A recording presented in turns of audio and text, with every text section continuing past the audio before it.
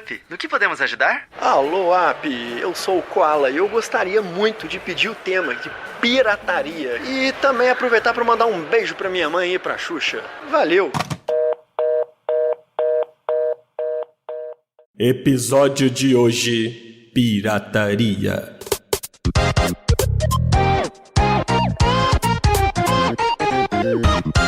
Está começando o primeiríssimo Disque Up, cara, programa que só existe graças à nossa queridíssima audiência que chegou junto com a gente, que desbloqueou esse programa através do Catarse, não é mesmo, Coelho? Então estamos aqui agora para falar sobre esse tema super pertinente, né, cara? Com certeza, que permeia as nossas vidas de brasileiros. E olha só, cara, você vai ouvir esse barulhinho aqui, ó. Sabe o que é isso aqui? Não. É a minha caixa de jogos antigos. Eu fui revisitar minha caixa de jogos antigos e eu percebi o quê? A maior parte desses jogos, eles eram piratas. Só que quando eu era criança eu não sabia, né? Isso fez parte da nossa infância completamente, cara. Porque simplesmente o Brasil, além de fazer divisa ali com o Paraguai, não é o país que tem a melhor economia. Ah, de fato. Eu acho que a pirataria, inclusive, fez a alegria de muita gente aí. Hoje é meio controverso, né? Mas é uma coisa nostálgica. É uma coisa que eu acho que até enraizado aqui com a gente, né? Então acho que a gente vai entrar um pouco nisso. Tudo bem com você, Coelho? Você tá bem hoje? O Coelho tá ótimo, né? Então tudo. Tô ótimo, caindo tudo, tá tudo certo. Entendi. Estamos aqui também com o Cardoso e com a Márcia pra gente falar sobre esse assunto maravilhoso. Como é que você tá, Cardoso? Você tá bem, cara? Tudo belezinha, tudo suave. Estamos aqui no dia de manhã, que agora meus horários são todos malucos, mas tô bem animado pra falar sobre um tema que eu gosto tanto, que é pirataria. Bravo demais. Um tema que eu gosto tanto. Um tema que eu gosto tanto. E você, Márcia, tudo bem contigo? Tudo bem, eu estou rouca, mas tudo ótimo. Tudo Gravando bem. de manhã é uma outra energia. E de manhã a gente já fica meio rouco naturalmente, né? Que tem aquela coisa de acabar de acordar. Eu estou com 2 camadas de rouquidão, então. Melhor ainda. Entendi. Todos aqui ganham pontos extras de Guilherme Dias em nossas gargantas por estarmos gravando de manhã. Justamente. Mas vamos falar sobre a pirataria no Brasil? Acho que a gente tem que começar falando, tipo, como isso meio que faz parte da nossa história aqui, né? É incrível como lá atrás o videogame começou a ser vendido no Brasil de uma maneira alternativa, né? A gente lá na época do Atari, o Atari não era vendido aqui oficialmente, era super difícil. Tem a história clássica do Super Nintendo também no Brasil, né? Que a Nintendo não queria trazer o Super Nintendo pra cá porque tinha a questão da TV, né, Coelho? De ser pau-M, alguma coisa assim, né?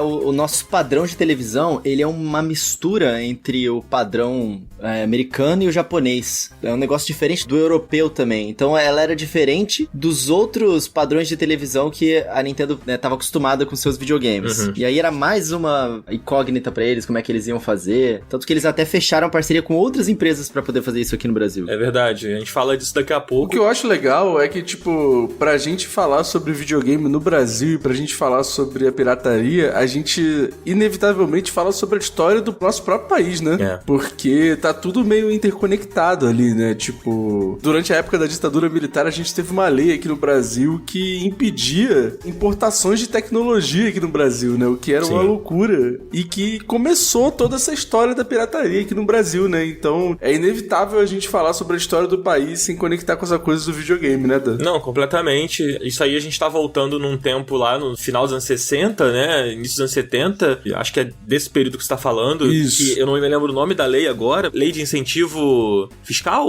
Alguma coisa assim? É alguma coisa assim, lei de proteção, sei lá o que, da indústria. Mas a ideia dessa lei era que, tipo assim, a ideia era desenvolver tecnologias novas no Brasil. Então, tipo, não vamos aceitar a importação de tecnologia de fora pra fazer com que a indústria cresça aqui no Brasil. E o que aconteceu? Não aconteceu, logicamente, porque não é assim que as coisas funcionam, porra. E o que aconteceu? O brasileiro...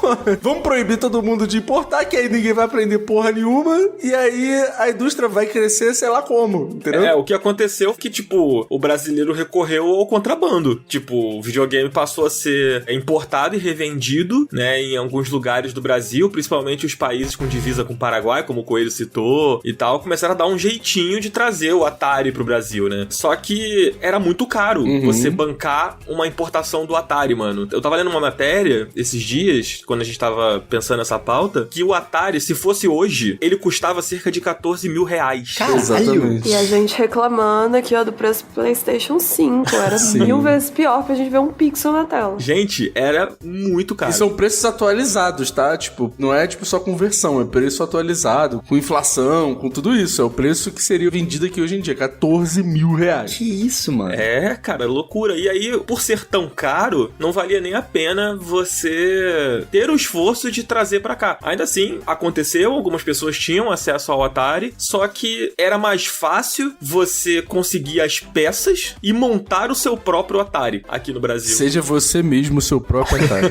E aí começou a pirataria de videogame. A nossa geração, a gente aqui tem mais ou menos a mesma faixa de idade, né? Então a gente cresceu ali nos anos 90. E a gente, tipo, teve acesso, sei lá, aos CDs piratas, cartucho, sei lá, essas coisas assim. Mas antes era o videogame que era, né? Eu acho que a nossa geração teve o contato com, por exemplo, o Phantom System, né? Que era o Super Nintendo da Gradiente, né? Nintendinho. Ah, era o Nintendinho. Cara, eu descobri, eu juro pra vocês, eu tinha um Nintendinho mesmo. Tanto que eu até peguei essa caixa aqui e eu descobri que várias dessas fitas de Nintendinho que eu tinha, ela não tava escrito, tipo, Nintendo. O bagulho tava escrito, aqui ó, achei, cartucho Turbo Game, porque também tem o Turbo Game, que é a mesma coisa. Era feito por outra fabricante, né? É, mas era clone também do Nintendinho. E aí tinha aqui cartucho Turbo Game, Falcon Soft, não sei o que, compatível com o sistema Nintendo 72 pinos. Então, tipo, eles faziam a parada que funcionava igual, porque naquela época a tecnologia era só os pinos lá do chip, se você conseguisse conectar igual, você conseguia fazer rodar. Era físico o sistema de proteção, né? Não era tipo software. E aí isso rodou a rodo aqui, né? As empresas, elas até tentaram fazer, de alguma forma, lançar no Brasil e tal. E quem se deu bem, muitas vezes, foi a Gradiente. Porque antes da Nintendo fechar a parceria com a Gradiente, a Atari também tentou fechar com a Gradiente lá, através da Polivox. Pra ver se conseguia vender nas lojas, facilitar o acesso aqui pras pessoas. Mas não tem como, Cara, né? eu na minha casa, o meu pai, ele teve um CCE, que era o Atari da CCE. E aí as fitas do Atari rodavam, as fitas originais do Atari rodavam no CCE, porque quando eu tive acesso ao CCE, eu era muito criança. Ele não era, longe de ser o videogame atual da minha época. Foi o meu primeiro contato com o videogame, foi esse CCE. Ele não funcionava direito, ele tava meio fudido, o controle, a manete tava meio ruim. Mas eu me lembro perfeitamente do símbolo da CCE no videogame, assim. E ele era um trambolhão feio pra cacete, assim. Porque o Atari, ele é charmoso, né? O Atari original é bonito. O CCE não. O CCE era um trambolhão. Ele rodava os jogos e, cara, era isso. Era tipo a versão brasileira, sabe? Versão brasileira. CCE. Não era Super Game que chamava? Eu não sei, eu me lembro que era CCE, mano. Eu não sabia que tinha um nome, não. Eu chamava de CCE. O meu CCE, tá ligado? O que é muito curioso, e aí só pra galera entender, até a galera que, tipo assim, não teve acesso a essa época, é que era assim, gente, não era um console importado oficialmente pela CCE. Era literalmente os caras, tipo assim, conseguiram de alguma maneira importar um console, fizeram engenharia reversa nisso, ou seja, entenderam como é que aquele console funcionava, o console oficial da Atari, compravam as peças por fora e montavam um Atari, igualzinho um Atari, tiravam o nome Atari e colocavam o nome CCE. Era literalmente um console com a propriedade intelectual ali completamente roubada e revendida aqui no Brasil, né? Isso é a coisa mais brasileira que existe. Sim. Era uma ousadia do mercado local, porque, mano, ou era isso ou não era nada, né? Tipo assim, Nintendo nada. É Gradiente ou nada, entendeu? Eles tinham que dar um jeito. E é curioso do lance da Nintendo, da relação da Gradiente com a Nintendo, que futuramente a Gradiente foi ser uma distribuidora oficial da Nintendo no Brasil. Às vezes o crime compensa. É Olha incrível só. essa história. Depois de 84 isso, né? Porque em 1984 foi quando saiu a tal Lei Federal número 7.232, que aí regularizou essa patifaria toda aí, né? O que aconteceu foi que a Nintendo procurou a Gradiente por causa do Phantom System. Olha que loucura. Você consegue imaginar, tipo, alô, aqui é o Miyamoto. Eu vi que você estão pirateando os nossos videogames. Aí o pessoal já tremendo lá, achando que ia vir uma comida, né? E eles, tipo, faz aí pra gente agora oficial. Então tá tudo bem. É muito doideira. Tu sabe fazer mesmo? Tu já sabe fazer? Então faz. Vamos oficializar isso Eu aí. consigo imaginar a conversa dos caras cheios de argumento, né? Não, mas não é Nintendo, não. É Phantom System. Ah, não, mas tem um jogo do Mario aí, não. Aqui é Super Irmãos. Não é Mario Era Bros. esse que eu tinha! tinha... Super Irmãos? É, exatamente essa é a fita que eu tava na minha mão quando eu tava lendo aquilo pra vocês. Super Olha Irmãos. só, cara. E sabe o que é engraçado dessa fita? Que assim, ela é diferente. O meu era Super Irmãos 3. E assim, a parada é que o jogo era um pouquinho diferente. Cara, não é Super Irmãos, é Super Irmãos Lutadores. Super Irmãos Lutadores. Ou Lutadores é tipo uma continuação, sei lá. Tá ligado o Excite Bike da Nintendo? Sim. Eu tenho aqui, ó. Super Bike. Que é o mesmo jogo. Só Aqui, muda de Super nome. Bike. Barulhinho do Super Bike pra vocês, ó.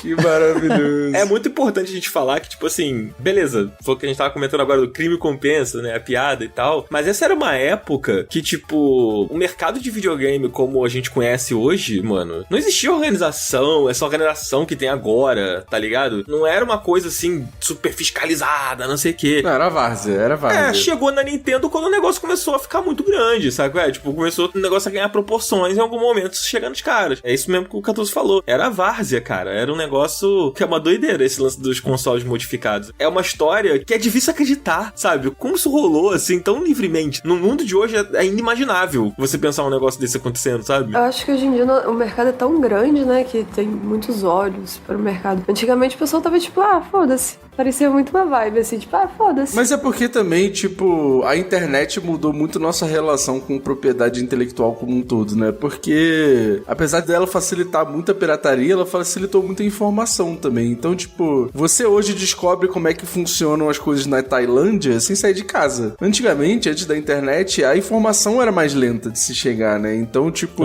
essa galera só foi saber que aqui no Brasil rolava isso, depois começou a abrir mais o Brasil, depois que a época da ditadura foi passando, e a informação foi saindo. Aí veio a globalização, né? Aí começou a vir a globalização. É uma época muito diferente a nível de velocidade de informação mesmo. É. A galera tratava videogame, sabe como? Eu acho que uma correlação, igual a gente tratava MP3 player, MP4 player, MP5 player, tinha até MP11. Era toda hora saindo um aparelho diferente, e a música em si também, era com nada ali, tu já comprava já com as músicas, é tipo isso, não tem dono esse negócio, é de todo mundo tem tecnologia e faz. E uma coisa curiosa, assim, sobre o lance da Nintendo, Dan, antes de você falar o que você ia falar, é que a Gradiente, quando ela fechou uma parceria com a Nintendo, né, a Nintendo ela foi atrás deles pra poder fechar a distribuição aqui no Brasil, pra tentar frear um pouquinho tudo isso, porque a Gradiente já tinha essa experiência, né, com a Atari, e ela fechou uma parceria com as duas que mais tinham experiência nisso, né, aqui tinha a experiência com o brinquedo, que era a Estrela, e com a distribuição, que era a Gradiente, e aí as duas se juntaram, fizeram a Playtronic, né? Sim. No Brasil. E isso é uma parada que nunca aconteceu em nenhum outro lugar do mundo. A Nintendo só teve essa experiência no Brasil de uma outra empresa representar ela completamente. E aí foi uma experiência ruim, depois a empresa perdeu completamente a confiança aqui no país e tudo mais, foi uma treta. Eu acho que a relação da Nintendo com o Brasil sempre foi muito delicada. Nessa época, a Nintendo não quis vir para o Brasil porque a Nintendo não queria adaptar o videogame dela pra fazer de acordo com o nosso padrão de televisão. Ela não acreditou no nosso mercado, assim. E aí ela só deu a chancela, vamos dizer assim, pro mercado quando ela percebeu que estava sendo feito aqui, né? A parada. Do jeitinho que dava pra fazer, sabe? E aí eles falaram, porra, peraí, o negócio tá sendo um sucesso lá e os caras tão usando nossa parada, então a gente tem que ir pra lá. E aí agora, olha só que curioso, né?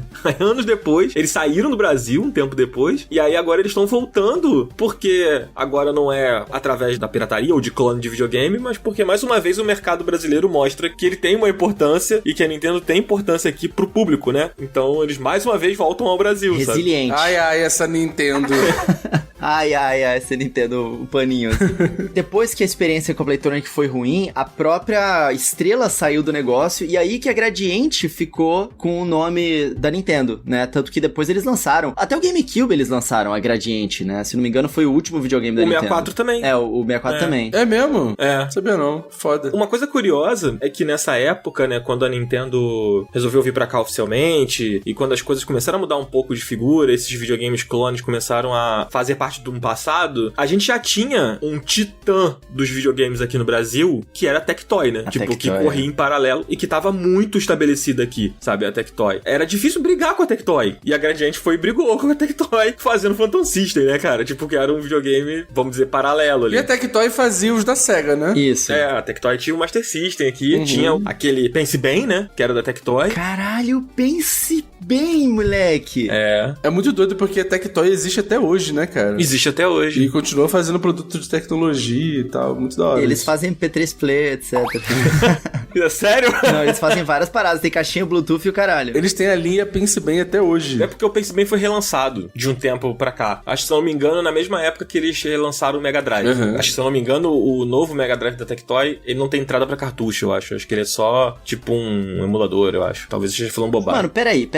Pausa aí. Olha só. Não pausa não, ouvinte. Não pausa não, ouvinte. Não pausa não. Vamos falar pra galera o que era o Pense Bem, porque eu me lembro do Pense Bem. Ele não era um videogame que você conectava na TV, ele parecia uma calculadora, né? Ele tinha uma telinha de calculadora. Sim, ele era tipo um notebook que era só um visorzinho de calculadora. É muito legal porque na caixa tá escrito assim: Pense Bem, muito mais que um brinquedo, quase um computador. 10 jogos incríveis desde matemática até música, o jeito fácil de aprender e não esquecer mais. Incrível que o brinquedo era matemática, né? Ele era um brinquedo de matemática. O brinquedo era umas coisas que não é legal. E por ser tipo um computadorzinho, você achava super legal. Mas é por isso, ô Márcia, que a nossa geração não sabe matemática básica, porque a gente não teve o Pense Bem, entendeu? Quem teve acesso ao Pense Bem, entendeu? Tá aí, virou matemático, entendeu? Quem teve acesso ao Pense Bem sabe que se você tem 950 a mais do que a outra pessoa, Que e os ódio. dois juntos tem 1050. Não, é mil. É 1000, os dois juntos tem 1000. Eu não tinha Pense Bem, desculpa.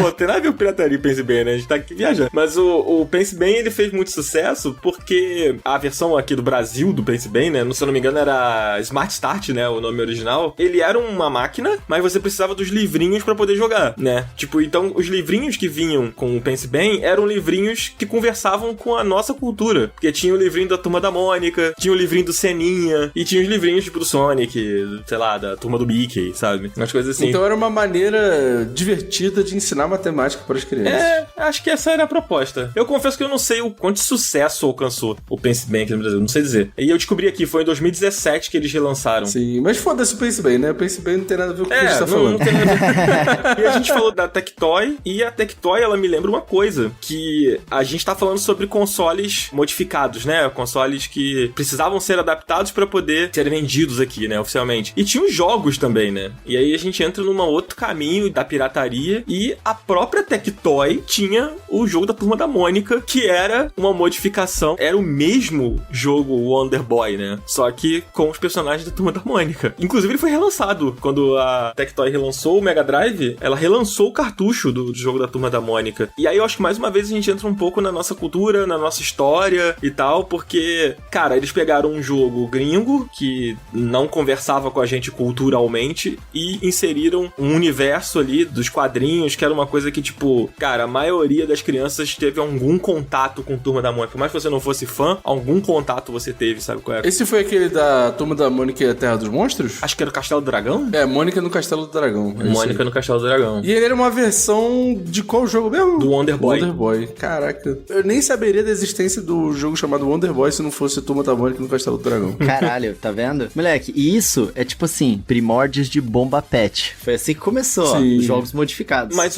Coelho, antes do Bomba Pet sonhar em existir, existiam as versões do International Superstar Soccer, né, cara? Caralho, é mesmo. É, que aqui no Brasil eu descobri muito tempo depois que o Ronaldinho Soccer 97 não era um jogo do Ronaldinho. Ronaldinho Soccer 97!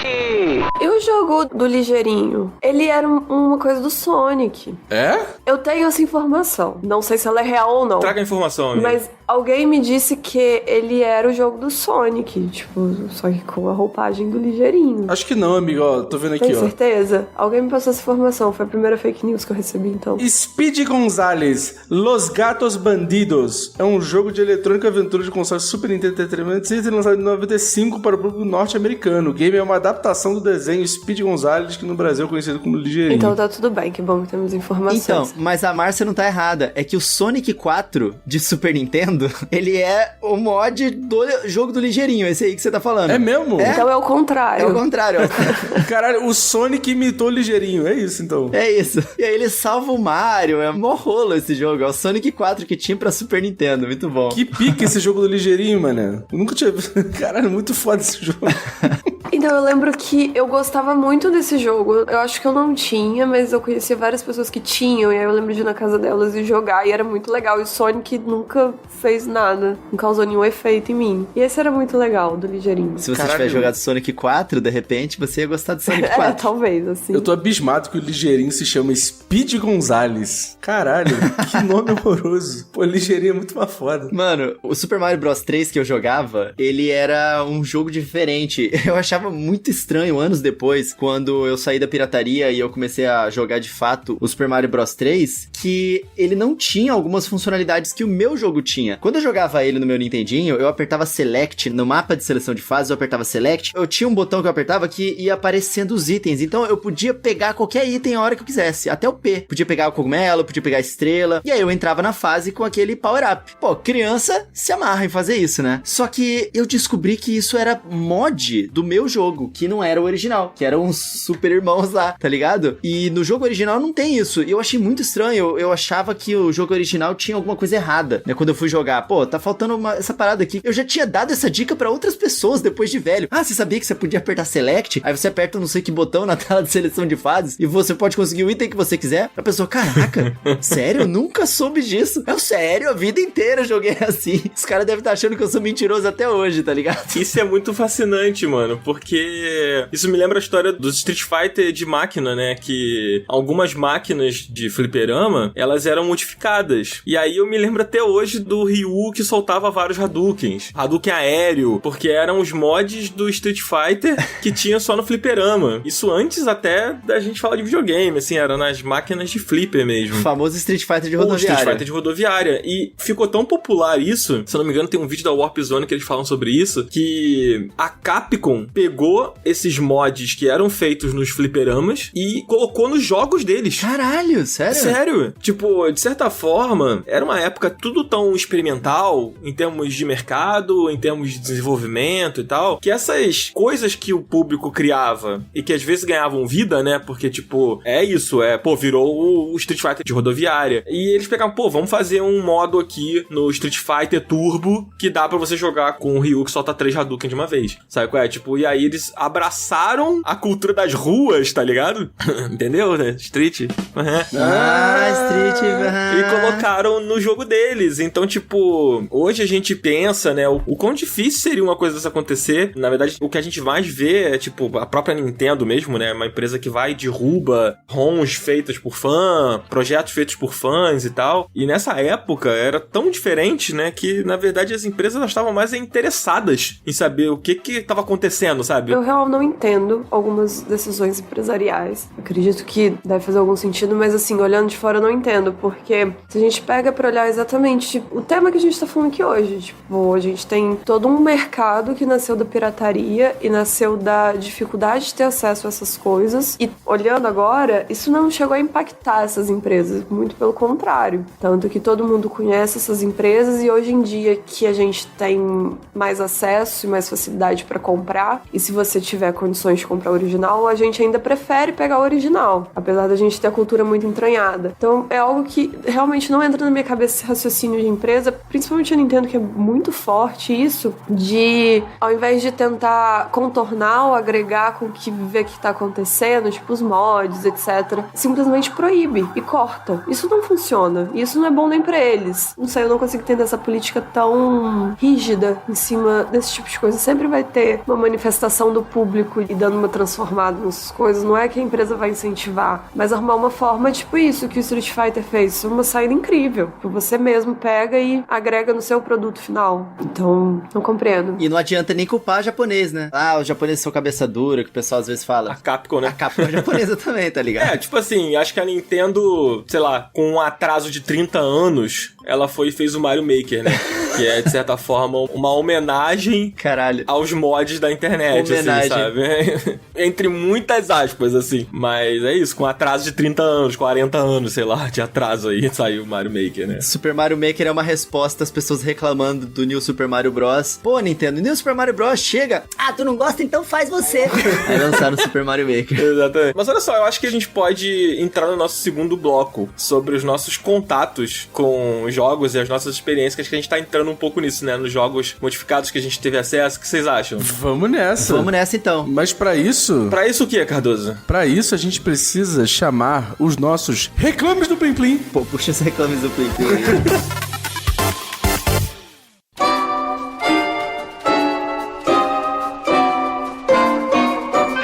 Deixaram escolher sua profissão e você está vivendo um eterno clima de indecisão? Pois seus problemas acabaram. A Alura veio para tirar a indecisão e te apresentar a programação. São mais de 1.200 cursos radicais para você se profissionalizar ou desenvolver suas habilidades de maneira supimpa. Esqueça o mercado de trabalho chato e que só agrada os mais velhos. Com a Alura, você entrará no jovial caminho para trabalhar com DevOps, Mobile, UX Design e até mesmo edição de vídeos e marketing digital. Faça parte e seja o destaque da sua galera, como nossa estimada Mass Effect. Eu aproveitei e acessei o link na descrição deste programa de rádio. Através dele eu garanti 10% de desconto na matrícula e pude escolher qualquer curso da Alura, inclusive tendo as formações à minha disposição que me orientaram a trabalhar na minha área predileta, como por exemplo programação de design para os modernos jogos eletrônicos. Eu achei demais. Não perca tempo! Seja você também um estudante da maior escola de tecnologia do Brasil. Assim, a próxima vez que te perguntarem no clubinho de troca de figurinhas com o que você estuda, você pode dizer: eu sou descolado, eu sou o futuro, eu sou a Alura. O Ministério da Alura adverte. Para mais informações, o link deverá ser consultado. Clique e seja feliz.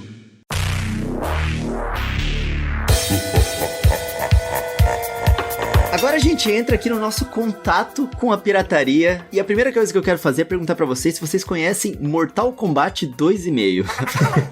Conhece Mortal Kombat 2,5, gente? Não. Eu apresento pra vocês. Mortal Kombat 2,5 é uma fita de Super Nintendo aonde eles pegavam Mortal Kombat 2, Certo. colocavam personagens do Mortal Kombat 3, Ok. tu colocava a fita no Super Nintendo, ligava, aparecia a tela de abertura de Killer Instinct, seguida da tela de Mortal Kombat 3, e era muito bugado. Tipo, o Shao Kahn, ele não caía no chão. Você podia dar rasteira nele, que ele teleportava de volta pra cima, tá ligado? Pô, mas isso aí é absurdo, porque o nome dele não é Shao Kahn, não é? Shao Kahn! Meu Deus, não. Maravilhas que apenas a pirataria pode te proporcionar. Mortal Kombat 2,5. Você teve essa fita? Eu não tive essa fita, eu joguei na casa de amigos. Porque essa era outra parada que a gente fazia muito, né? Alugar jogo e jogar videogame na casa de amigos. Era uma parada que ou era muito cara, ou você ia na feira e comprava umas paradas pirata e, tipo, sempre via uns negócios meio diferentes que às vezes o seu amigo tinha e você não. Então a gente trocava muita experiência, trocava fita bastante, né? Porque a gente também não tinha muito apego com fita pra trocar, já que tinha pagado baratinho, o CDzinho do PS1. Você chegava na feira lá, comprava 3 por 10, né? Então, muitas experiências novas e diferentes. Você teve alguma experiência com a pirataria, Márcia? Gente, A Márcia botando o tapa-olho dela assim, eu vou começar a falar. botando tapa-olho, o meu chapéu, Ar. meu papagaio no meu ombro. Então, eu tenho dúvidas até hoje se o meu Super Nintendo era original ou não. Não sei dizer. Essa frase é tão mágica. Ela é incrível, tipo assim, eu não sei, um dia eu tava aqui conversando, acho que com o Vitor, e eu falei, porque o meu Super Nintendo, ele era desse jeito, assim. E ele ficou me olhando, tipo, nossa, eu nunca vi um Super Nintendo assim. E aí eu fiquei meio, será que... Não sei. Eu lembro que... Eu não sei nem se eu já cheguei a ver uma fita de Super Nintendo original. Eu acho que era tudo falso. Eu lembro disso por causa do preço. Eu lembro de alguma vez ter ido numa loja com minha mãe e, sei lá, a fita era R$30. Ou ter visto uma mais cara em algum lugar. E aí eu ficar assim, eu acho que isso não é original, porque tá muito barato. E aí, enfim. Disso, no Super Nintendo eu não lembro muito porque eu era mais criança. Então não tenho muito essa noção. E minha mãe, eu acho que tinha menos noção do que eu. Fui descobrir, sei lá, esse ano. A gente tava tendo uma conversa sobre VHS. A gente comprava muito VHS. E eu virei pra ela e falei assim, mas a gente comprava os VHS tudo pirata, né? Porque eu era uma criança que eu olhava que era original ou não. Tipo, eu ganhava boneca, Barbie. E aí você levanta a saia dela. A calcinha da Barbie original tinha um padrãozinho. A Barbie pirata não tinha. E tu olhava isso, amiga? Eu olhava, eu ganhava a Barbie, eu levantava a calcinha dela pra ver. Deixa eu ver se tu gastou mesmo dinheiro com esse presente ou se tu ganhou um número falso. Amigo, era exatamente assim. Eu fazia exatamente isso. Amiga, que isso? Eu fazia exatamente isso, porque eu gostava de Barbie original. Eu era uma criança chata. Mas assim, me dá original, me dá nenhuma, eu estou de boa. Eu não reclamava, assim, de não ganhar. Mas se eu fosse ganhar, eu queria ganhar original. E aí eu fazia isso. Então eu acho que eu fui desenvolvendo um jeito de identificar o que era pirata ou não com tudo. No VHS, eu acho que nas fitas do Super Nintendo também tinha. Tinha um selinho, que ele era holográfico. E aí quando era original, tinha esse selinho colado, ele brilha e tal. E quando era o pirata, eles, tipo, sei lá, tiravam um xerox da capa. E aí o selinho, óbvio, que não era holográfico, era tipo uma cópia do negócio. Então era só uma impressão reta, assim, tudo. E aí eu sabia que tudo era pirata, só que pra mim, tipo, tudo bem, eu tô assistindo o filme. E eu falei com a minha mãe esses dias e ela, tipo assim, não acredito, eu comprava pirata, eu não sabia. Então, eu acho que muita gente às vezes nem tinha noção de que tava comprando pirata. Achava que era o jeito certo também. Então, tem uma curiosidade por trás disso, que tipo assim, é claro que existia o clone que era muito bem feito e tinha aquele que era mais macapenga, né? Só que as fitas do Super Nintendo especificamente, que eram muito clonadas e vinha muito aqui pro Brasil, a única diferença da fita original pra falsa era o chip. O chip do Super Nintendo original, ele era grandão, assim, com os capacitores grandes e tal. E o prego da fita também. Algumas tinham até o prego igual do original, Coelho. Que isso? Que avanço? É. Como assim, cara? Se você entrar no YouTube e procurar esses vídeos de tipo, como identificar o cartucho original do falso, não sei o que, você vai ver que tinha algumas falsificações que eram tão fiéis, tão iguais ao original, que você só identificava olhando o chip. Não sei se vocês passaram por isso, mas eu me lembro uma vez que eu fui vender uma fita numa feira. No Rio tem muito, né? Feira que é de comida, mas tem um pedaço da feira que é de muamba,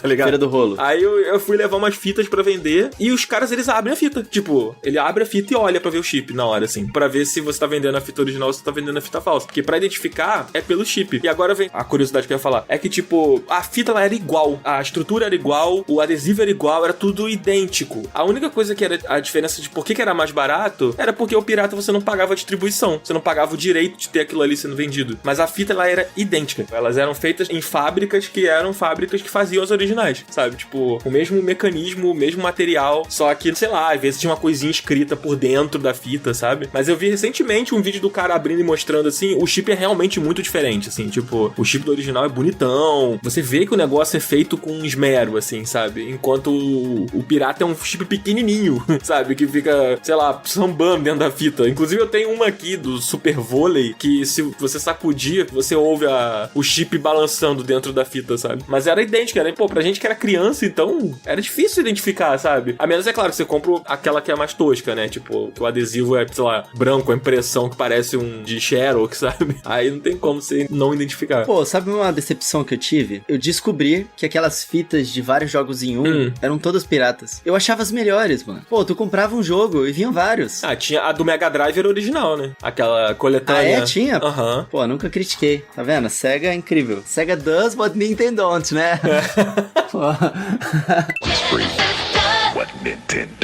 A do Mega Drive, eu me lembro da do 10 jogos, que foi quando a Tectoy lançou, se eu não me engano era o Mega Drive 4, sei lá, alguma coisa assim, que ele era mais arredondadinho assim, e aí ele vinha com a fita dos 10 jogos, e cara, era uma seleção incrível de jogos assim, com California Games, Streets of Rage, Golden Axe. Caralho, é tipo o Super Mario All Stars da Sega. Tipo assim, essa fita dos 10 jogos não tinha o Sonic, que era tipo, porra, o Sonic, né? Então você ia ter que comprar a fita do Sonic, mas, cara, os clássicos assim do Mega Drive tinham vários dentro dessa fita, sabe? Inclusive, se você jogar aí no Google, você vê a dos 10 jogos. O 10 é azul, assim, a fita é toda preta e tal. Esse rolê de fita, cara, tinha uns Megazords, né? No Super Nintendo nem tanto, mas no Nintendinho, as fitas piratas, elas eram menorzinhas. Quer dizer, não todas, né? Mas várias das fitas piratas, ela era daquele tamanho da fita japonesa do Nintendinho. E aí, pra você conseguir fazer rodar no seu videogame, você tinha que encaixar fisicamente um adaptador. Plec, conectar nela assim, colocar dentro do videogame e rodar. E no Nintendo 64 também era assim. Eu me lembro que eu ia pro Paraguai, e aí eu ia, sei lá, numas lojas de Studio Center, não sei o que. Eu comprei um jogo que era assim, era o Duke Nukem 3D. Era o Duke Nukem de Nintendo 64, eu comprei.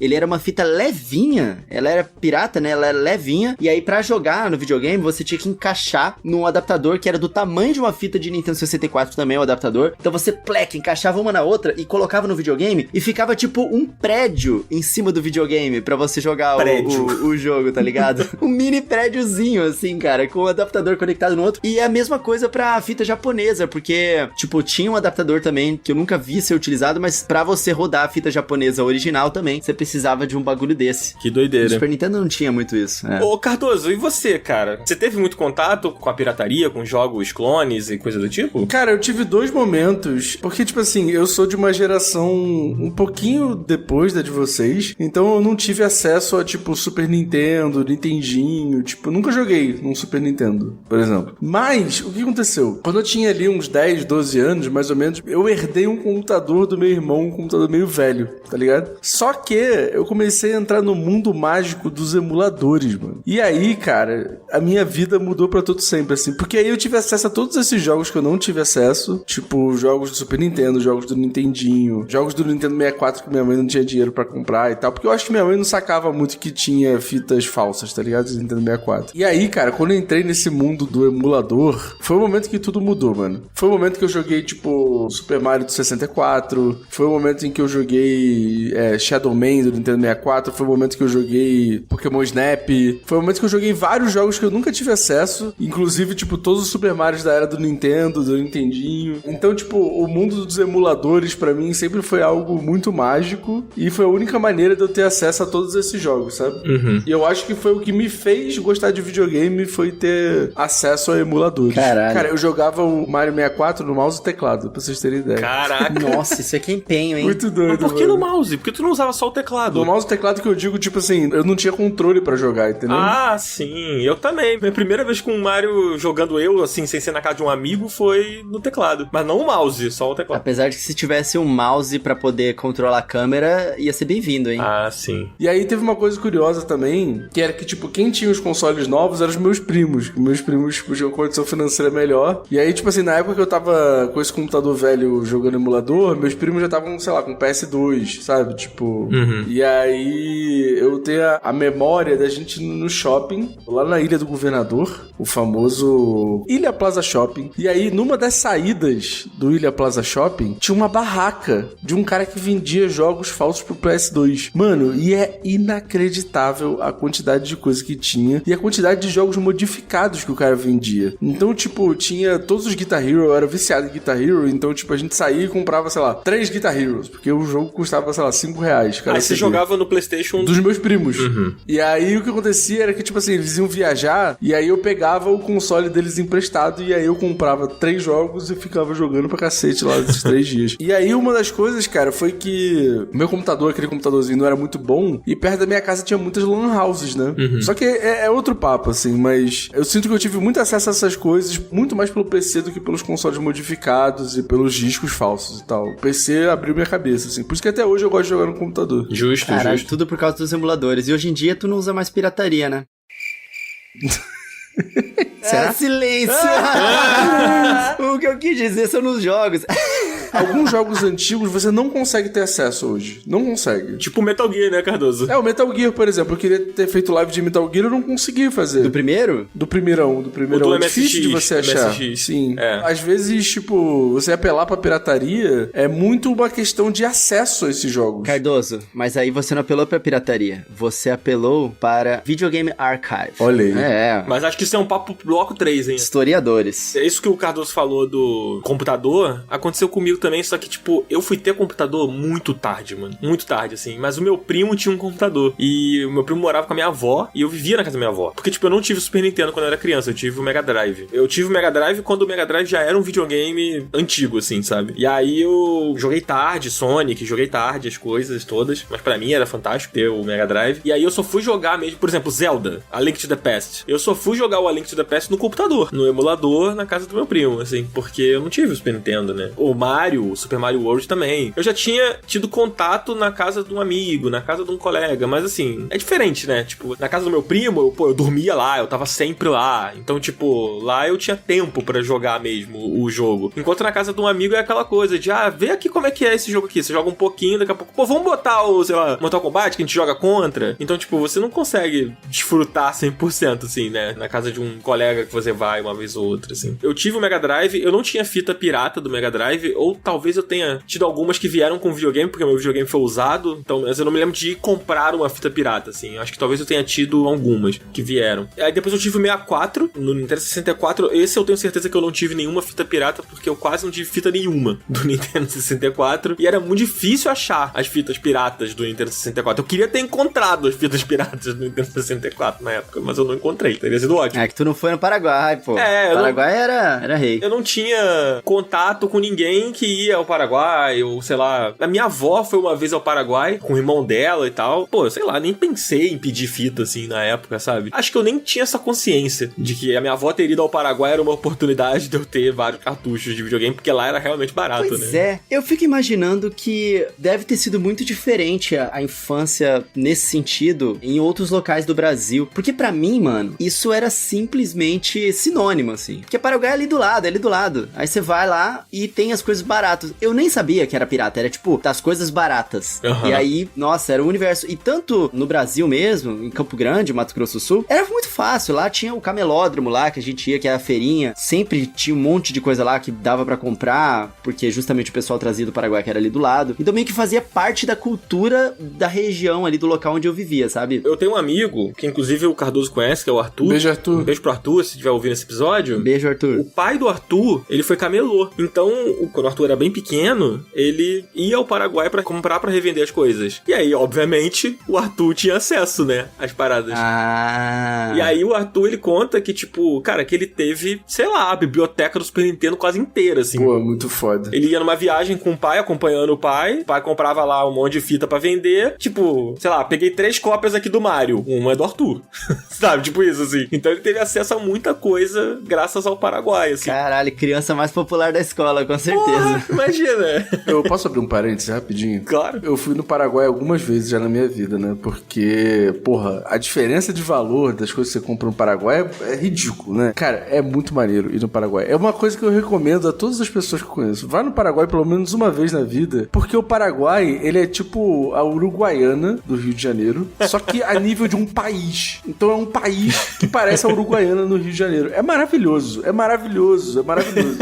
É maravilhoso isso. É muito louco que hoje, no Paraguai, você acha as coisas originais até em maior quantidade do que as coisas piratas, né? Você vai lá, só que você compra mais barato. Exato. As coisas originais. Porque a taxação é diferente, etc, né? Não tem imposto em cima, você compra lá na Muamba, passa na encolha, na fronteira, e é isso, sabe? Joga a caixa fora e o caralho, né? Tem uns rolê aí de quem é muambeiro que vai sempre pro Paraguai e tal. De quem é muambeiro, né, Dan? Quem é muambeiro? Você não sabe desse rolê, não, né?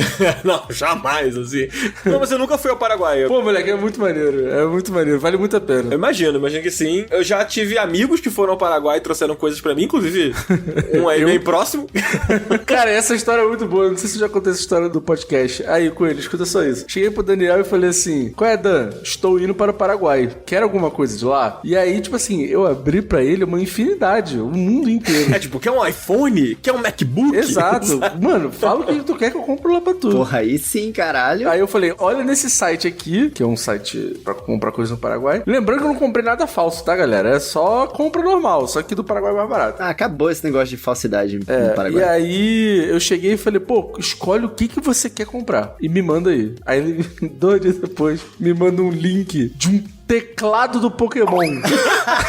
Porra, eu quero muito isso aqui, cara. Isso aqui é muito importante pra mim. Isso aqui. Eu falei, do cara, DS? Aquele do DS? Sim. Caralho! Aí eu falei, pô, cara, tu tem certeza que tu quer isso, cara? Pô, tu pode escolher qualquer coisa. Você quer um teclado do Pokémon? Ele, não. É que essa edição aí é muito difícil de achar aqui no Brasil e tal, não sei o quê. Se tu puder trazer o teclado do Pokémon, eu falei, tá, beleza. E aí, tipo, o bagulho custava, sei lá, R$30, tá ligado? É um homem simples. Ele é um homem simples. Eu me satisfaço com pouco, é isso, gente. A alegria, ela tá nas pequenas coisas da vida, entendeu? Cara, só pra quem não conhece, esse jogo era aquele que, inclusive a versão que o Cardoso trouxe pra mim era a versão em espanhol, que o original é Typing Adventure, alguma coisa assim, Pokémon Typing Esse Adventure. é digitando e aprendendo. Aventura traz acessa, alguma coisa assim. E aí, o Vitor que me corrija, Márcia, mas é alguma coisa nesse tipo, assim. O Vitor revirou ali na cozinha. Ele deu uma... Ai, nossa, o que será que aconteceu? Eu senti uma dor no peito. Acho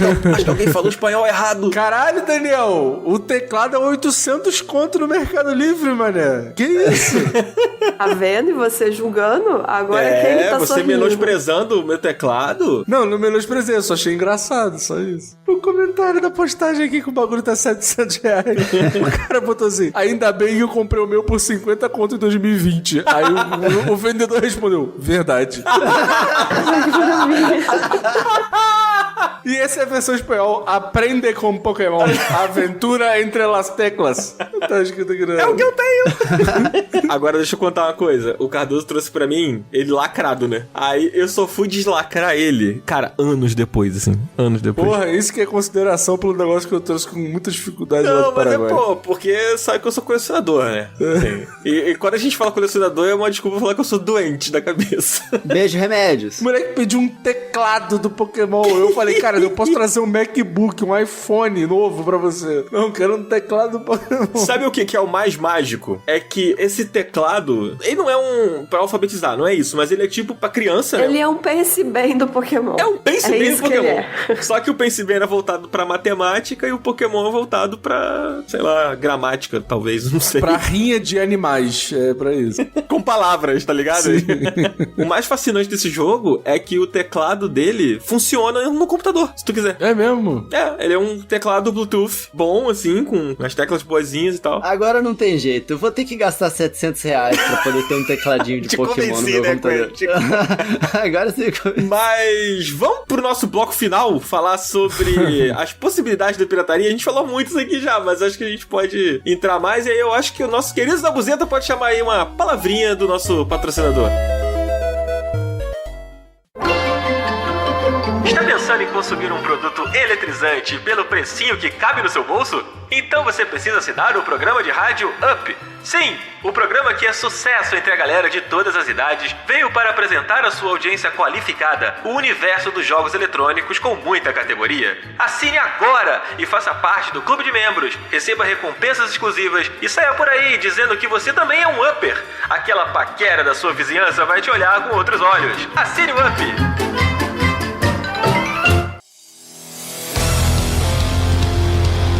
Cara, eu acho que pra finalizar esse assunto aqui incrível, a gente tem que falar um pouco sobre também as possibilidades através da pirataria, né? A gente tem, acho que o mais escancarado, que é o fator social, né? Porque a gente já citou isso aqui, a questão de, tipo, do acesso e etc, mas acho que a gente entrou pouco. A gente falou o quanto os videogames eram caros, o quanto era difícil, porra, o Atari é 14 mil reais, né? Então, as possibilidades que a pirataria traziam era do acesso ao videogame mesmo, porque, cara, acho que se não existisse esse mercado alternativo de você ir ali na banquinha da esquina comprar uma mídia pirata do PlayStation 1, do PlayStation 2, sei lá. Foi uma coisa que eu fiz muito na minha infância, inclusive. Cara, quando eu citei o 64, que quando eu tive o 64 eu quase não tive fitas, e na região onde eu morava não tinha locadora com os jogos do 64. Então eu só fui ter realmente acesso aos jogos do 64 muitos anos depois. Isso eu já contei em algum episódio do Up, de quando um amigo me deu umas fitas do Nintendo 64. E aí sim eu fui ter acesso a jogos como 007. Joguei em locadora, mas ter em casa mesmo, tipo Zelda mesmo, fui ter muito tempo depois. E acho que isso foi pra muita gente, né, cara? E eu acho que isso é até hoje também, numa parcela, tanto que o Play 2 continua sendo um videogame que ainda vende, sabe? E as pessoas ainda compram. Se você para numa barraquinha dessas que vendem jogo pirata, coisa pirata assim, tem jogo de Play 2 ainda ali, sabe? E eu acho que é por conta disso, por conta do acesso. Eu acho que isso é um fator muito importante da gente citar, né, Cardoso? Cara, eu digo mais, assim, eu acho que a gente não estaria aqui se não fossem os jogos piratas,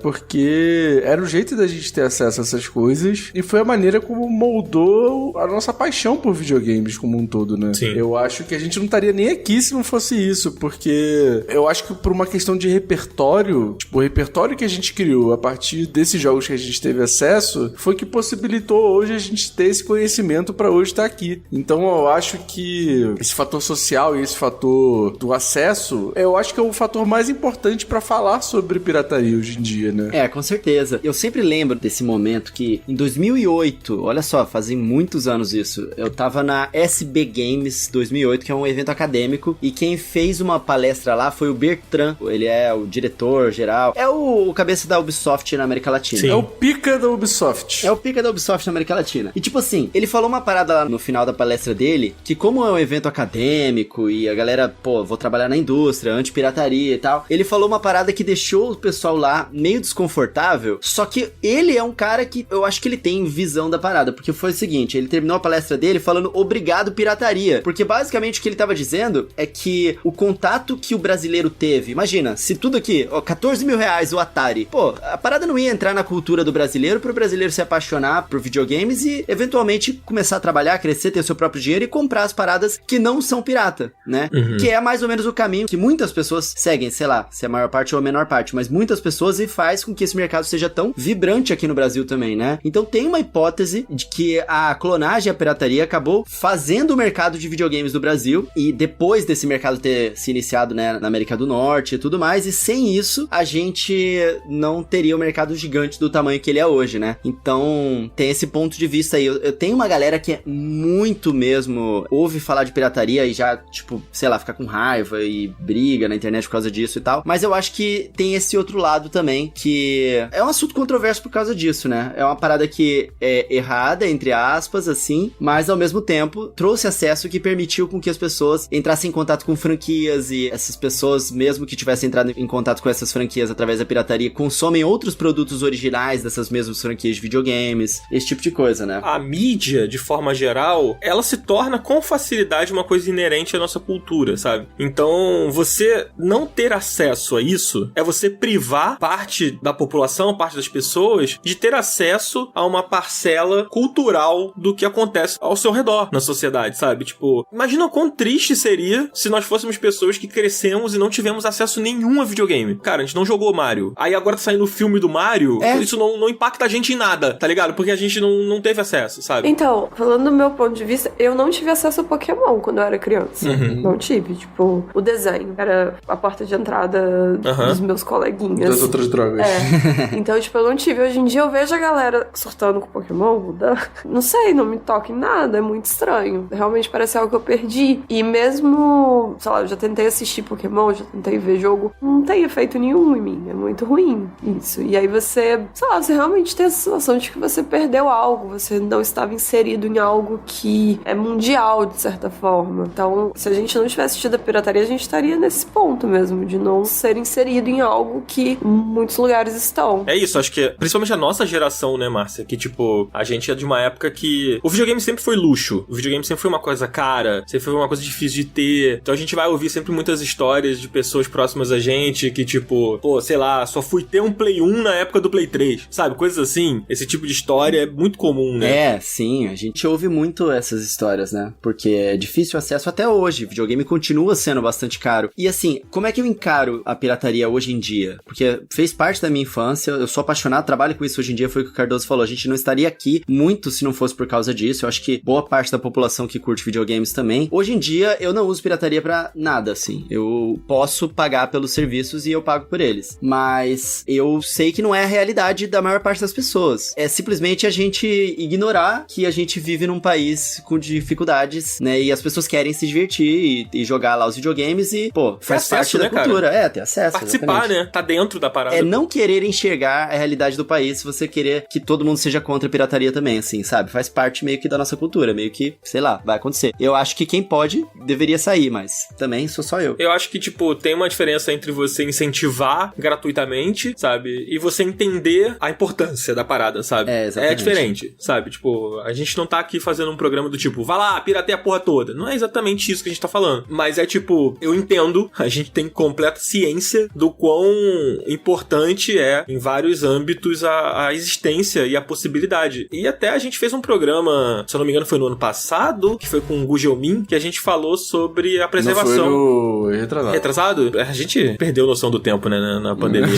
Pandemia. Mas a gente falou sobre preservação cultural, né, a gente falou sobre as emulações, até mesmo os mods, né, que certos mods não são para modificar o jogo, mas para possibilitar que você consiga, sei lá, jogar um jogo europeu num videogame americano, por exemplo, sabe, por conta das travas de região, né. Inclusive o meu 3DS, eu peguei um New 3DS e a primeira coisa que eu fiz nele foi desbloquear, porque ele é europeu. Minto, ele é japonês, então ele tinha trava pra alguns jogos, não sei se são pra todos, na verdade. Acho que sim. Mas aí, como eu tenho muitos cartuchos do 3DS, eu desbloqueei, porque eu queria rodar os meus jogos no videogame, sabe? Então assim, eu não baixei jogo pirata, mas eu usei os meus cartuchos, sabe? Enfim, há meios da pirataria proporcionar coisas que também não é necessariamente você comprar um jogo pirata, sabe? Mas é você preservar um jogo. Pô, essa história que o Cardoso Cardoso contou, do Metal Gear do MSX, que ele queria ter feito na live e ele não conseguiu fazer o jogo rodar nem com emulação. Aí eu me lembro que na live, eu tava nessa live, né, com o Cardoso tentando lá, e aí eu lembro que o Bruno Silva, ele lembrou que no Metal Gear 3, numa versão do Metal Gear 3, que é tipo uma Complete Edition, assim, e aí eu não tenho certeza se é exatamente isso, você tinha como acessar no menu os Metal Gears clássicos do MSX pra você jogar, como se fosse o jogo dentro do jogo, né? Ou seja, o Cardoso ia ter que, sei lá, comprar essa versão específica e comprar um PS3. Não, mas aí eu acho que tinha no Xbox, eu acho, tipo atual, acho que na retrocompatibilidade. Na retrocompatibilidade. Eu acho que tem esse Metal Gear lá, só que você não tem o Xbox. Sim. E aí, tipo, no Windows não tem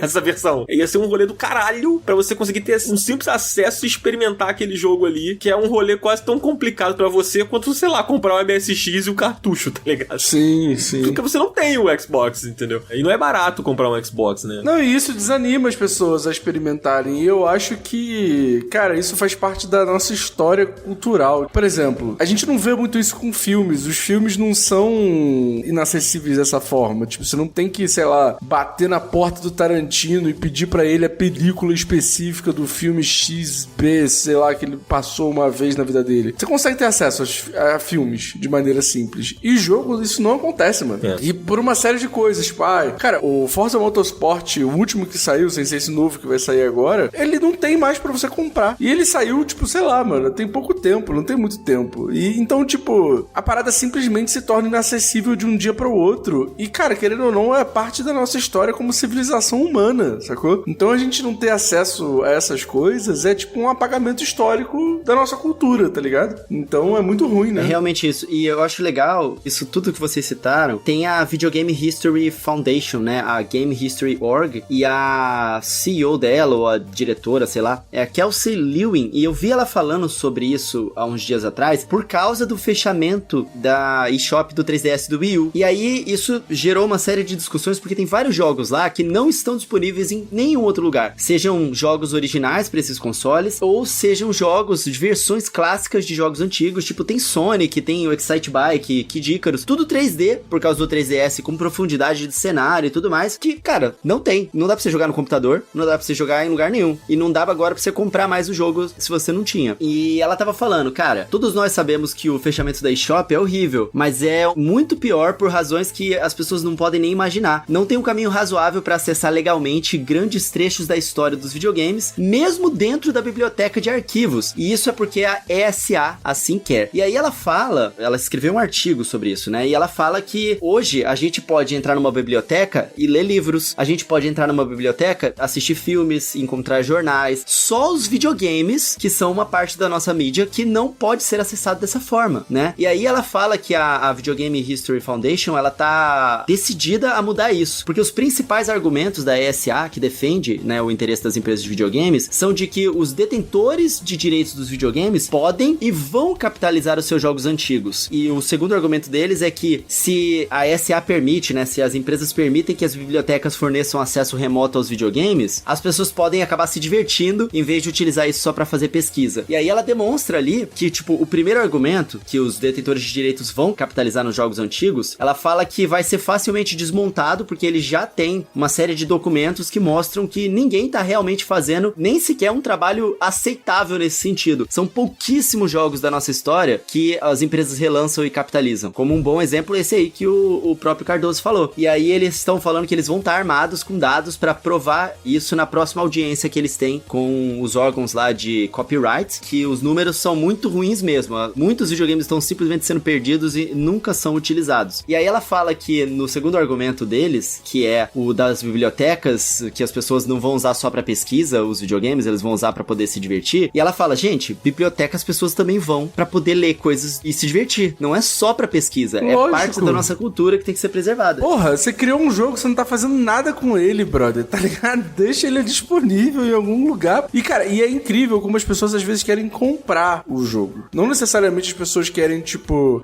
só emular ou fazer alguma coisa assim. Cara, tem muito jogo que as pessoas querem comprar, gastar o dinheiro delas com aquilo e elas não conseguem. Não conseguem. Simplesmente não podem, é proibido. Isso é muito bizarro, mano. E é aí que entra a pirataria, né? Por muitas vezes, a emulação, a forma de manter esses jogos vivos de alguma maneira. Eu me lembro, inclusive, no ano passado, saiu o Return to Monkey Island, né? Que era a continuação. Bem legal, bem legalzinho que ficou. Bem interessante mesmo. Eu não sou um fã dos originais, assim, mas a galera que gosta, assim, dos clássicos pirua, né? Com o retorno e tal. Ainda mais com o Ron Gilbert de volta no jogo, né? Mas, enfim, tem uma versão do Monkey Island original que foi lançada aqui no Brasil pra PC, em mídia física e tal. E que ele tem os textos em português, acho que ele tem até uma dublagem em português nesse jogo. E é impossível encontrar. O original não tá em lugar nenhum, não tem em nenhuma plataforma. E aí o André, lá do Jogabilidade, ele tem isso num Google Drive da vida, sabe? Cara, se você entrar agora no Twitter e falar assim, André, tem aí o Monkey Island português? Ele vai te arrumar. E tipo, eu não conheço nenhuma outra pessoa que tem, assim, isso fácil. Se você jogar no Google, você não encontra isso fácil. Porque morreu, mano. Sumiu. A versão brasileira do jogo não tem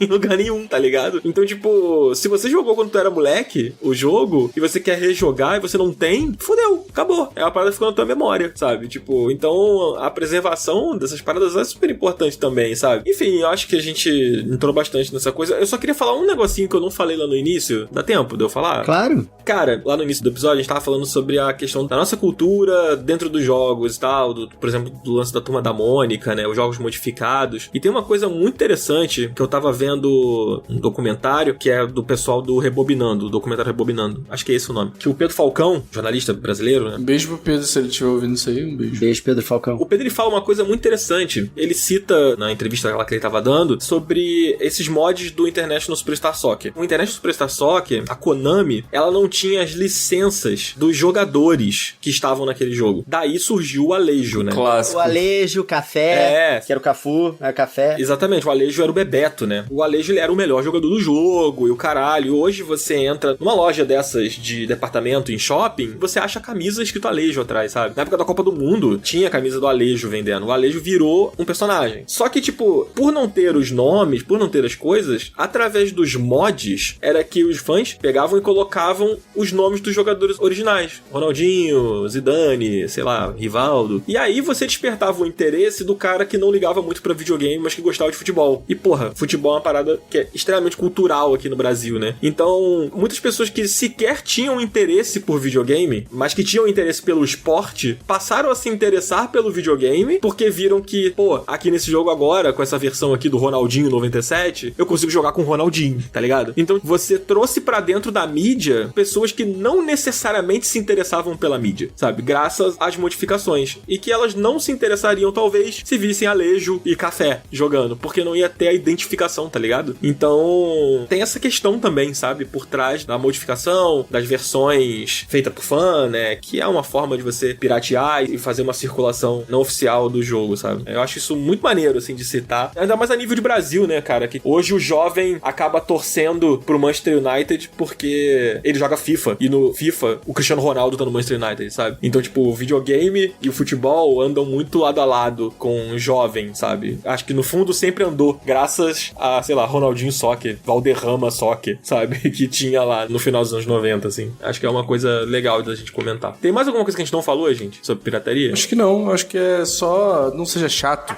Se você pode comprar o jogo, compra, mas não enche o saco de quem não pode. Mas isso aí não é só sobre pirataria, não. Sobre tudo, né? Não seja chato. Só não seja chato. Por favor. Acho que é isso. Vamos pro nosso bloco final de leitura dos ouvintes? Bora.